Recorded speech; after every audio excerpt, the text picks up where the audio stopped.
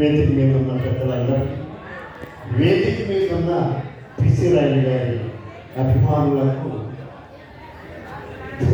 కృతజ్ఞతలు ధన్యవాదాలు తెలుపుకుంటూ శుభాకాంక్షలు తెలుపుకుంటూ, పిసి రాయుడు గారు కారణం జన్మలు కాబట్టి మన జిల్లాలో జన్మించి జాతీయ స్థాయిలో పిసి రాయుడు గారి ఖ్యాతి ప్రఖ్యాతి ప్రతిభ ఏదో అందరికీ తెలిసిన విషయం.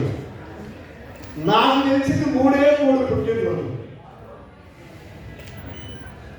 అక్టోబర్ 2, రెండోది ఆగస్టు 15. అంటే రాష్ట్రం మన సొంతంగా మన రాష్ట్రం పుట్టింది. మూడోది పిసి రాయుడు గారి జూలై 25. నేను గత సంవత్సరం అభినయ జాతీయ నాటకోత్సవాలలో కూడా ఎలాగైనా పెద్దగా జన్మదినానికి రావాలి, కలుసుకోవాలి, మాట్లాడాలి, పాలు పంచుకోవాలి, ఆనందం పంచుకోవాలి అనుకున్నాను. కానీ నాకు 3000 మంది కళాకారులు వచ్చే మన సమస్యకు తీరిక లేక రాలేక సంవత్సరం అంతా ఆలోచించారు. ఎప్పుడు మళ్ళా సంవత్సరం 2024 జూలై 25 ఎప్పుడు వస్తుందా?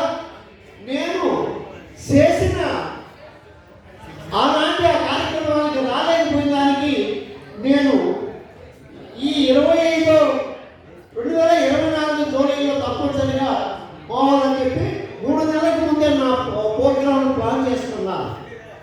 7 తారీఖే కార్యక్రమాలు ముగించుకోవాలా, ఆ తర్వాతే ఇక్కడికి రావాలని అనుకున్నాను. అసలు ఈయన నేను దీనికి చెప్తాను. 10 సంవత్సరం మెల్లమెల్లగా పుడమి తల్లి ఒడిన చేరి, మెల్లమెల్లగా పుడమి తల్లి ఒడిన చేరి, చిన్నగా కనులనిచ్చి ప్రపంచ సౌందర్యాన్ని తిలకించాలని ఆశగా ఎదురు చూస్తున్న కారణ జన్మలు శ్రీ డాక్టర్ పిసి రాయుడు గారి జన్మదిన శుభాకాంక్షలు. ఇలాంటి వారు ఎప్పుడు ఎవరికూ వ్యతిరేకం కాదు. అజాత శత్రు అని దోపరాయుడులో ధర్మరాజు అనేవాళ్ళు అలా పిలిచేవాళ్ళు.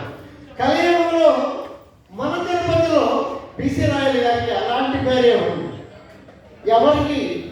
ఎవరు వారా ఈయన ఇంకొకరు అనేది లేకుండా ప్రతి ఒక్కరి ఆయన దగ్గర సహాయానికి పోతే మాలాంటి కళా సంస్థలకి, మిగిలిన మరికొన్ని సమస్యలకి రకరకాలకే కాదు, ధార్మికం, ఆధ్యాత్మికం, దానం అన్నింటిలో ఆయన ముందు చాలా మందికి స్ఫూర్తిదాయమైన పిసి రాయుడు గారి జన్మం ఇంకా 100 ఏళ్ళు ఇలాగే జరగాలని, మేము వచ్చే అవకాశం, వారికి శుభాకాంక్షలు చెప్పే అవకాశం మాకు కలగాలని మనం చేసుకుంటూ మరొకసారి పిసి రాయుడు గారి జన్మదిన శుభాకాంక్షలు చెప్పుకుంటూ నమస్కారం.